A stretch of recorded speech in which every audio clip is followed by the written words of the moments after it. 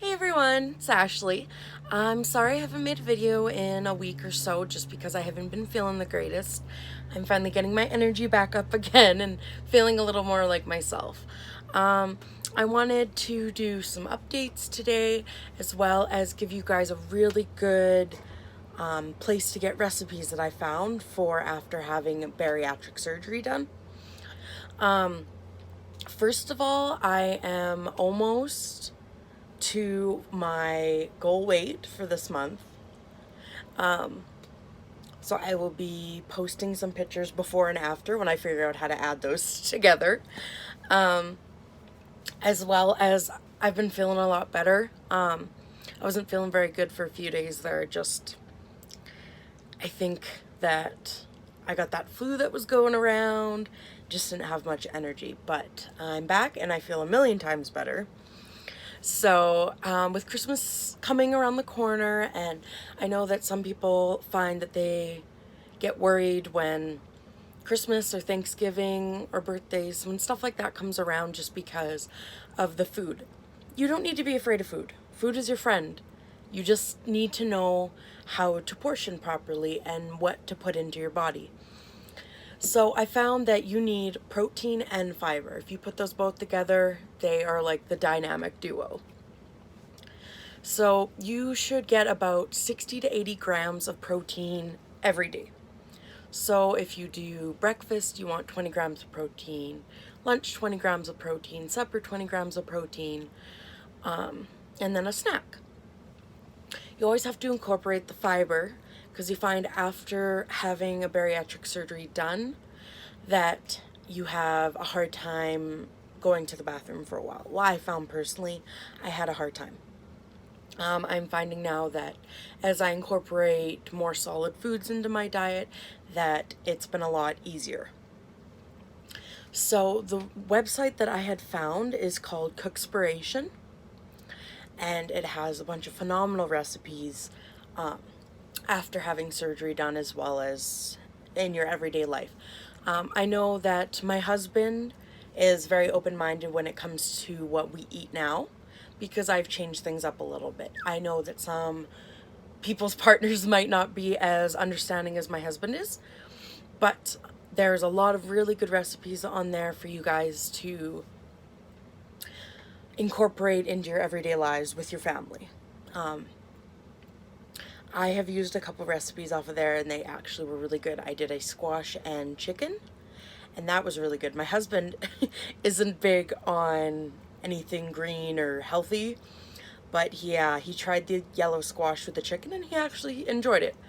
So that was cool. I've also been doing some baking.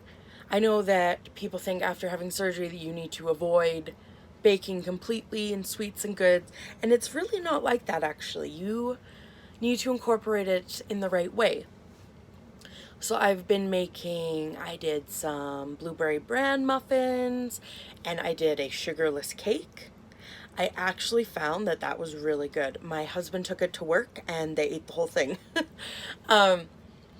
So you don't need to be scared of food. I know that I found personally that I had a really bad relationship with food, but it was what I was choosing to eat. So I ate a lot of fast food, fried food, chips, junk food. Chocolate was never an issue for me because it's not something I overly enjoy. However, I know that chips and chocolate and pop is a big thing for a lot of people. So when it comes to trying different things, like if you want to try like lemonade or carbonated, you should probably avoid that as best as you can just because carbonation can cause gas in your stomach, which can upset you.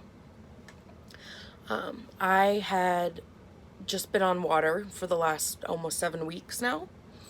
I found some lemonade that I like. It's not carbonated, it's sugar-free, and I actually really enjoy it. So I think I have one of those like maybe once a day just to get some different texture, different flavor into what I normally drink, which is pretty much water. Also incorporating milk. I personally have never been a big milk drinker. I mean, when I was little, I think I was, but now I don't enjoy it very much. But milk is such a good protein.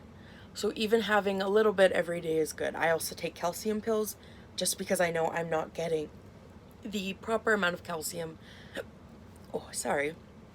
The proper amount of calcium that I need day to day.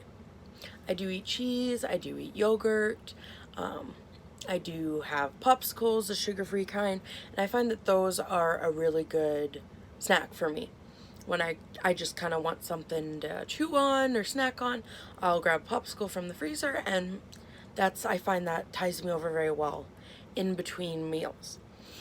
When you're first getting out of surgery for probably 1 to 4 weeks, you're going to eat a lot more often than when you've been 2 months or 3 months. So if you're eating every hour and a half, 2 hours, it's okay.